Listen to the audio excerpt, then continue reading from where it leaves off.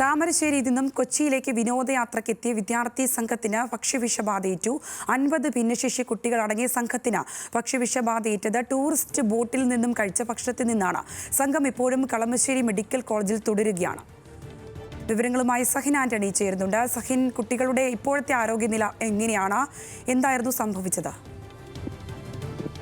രാവിലെ ഡോക്ടർമാരുടെ പരിശോധനയ്ക്ക് ശേഷമേ ആരോഗ്യനിലയെക്കുറിച്ച് കൃത്യമായ ഒരു റിപ്പോർട്ട് നൽകാൻ കഴിയുകയുള്ളൂ. എന്തായാലും കോഴിക്കോട് താമരശ്ശേരിയിൽ നിന്നും കൊച്ചിയിലേക്ക് വിനോദയാത്ര എത്തിയതായിരുന്നു ഭിന്നശേഷി കുട്ടികൾ അടങ്ങിയ ഒരു സംഘം. അവർക്കാണ് ഭക്ഷ്യവിഷബാധ ഏറ്റത്.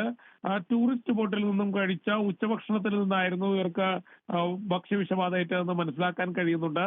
മറൈൻ ഡ്രൈവിൽ സർവീസ് നടത്തുന്ന മരിയ ടൂറിസ്റ്റ് ബോട്ടിൽ നിന്നാണ് ഇവർക്ക് ഉച്ചഭക്ഷണം ലഭിച്ചത്. ഊണിനൊപ്പം വിളമ്പിയ മോരുകറി കഴിച്ചവർക്കാണ് ഛർദിയും വയറിളക്കവും പിടിപെട്ടത്. 50 കുട്ടികളും രക്ഷിതാക്കളും അധ്യാപകരും അടങ്ങുന്ന 22 പേരും ഉൾപ്പെടെ 72 പേർക്കാണ് ഭക്ഷ്യവിഷബാധ ഏറ്റത്. സംഘം ഇപ്പോഴും കളമശ്ശേരി മെഡിക്കൽ കോളേജിൽ തുടരുകയാണ്. ഒപ്പം തന്നെ കാരുണ്യതീര സ്പെഷ്യൽ സ്കൂൾ കട്ടിപ്പാറയിൽ നിന്നെത്തിയവർക്കാണ് ഭക്ഷ്യവിഷബാധ ഏറ്റത്. എന്തായാലും പോലീസ് ഇത് സംബന്ധിച്ച് കേസെടുത്തിട്ടുണ്ട്. സംഗീത. ശരി സഹിൻ, കൊച്ചിയിൽ നിന്ന് സഹിനാണ് വിശദമായ വിവരങ്ങൾ പങ്കുവച്ചത്.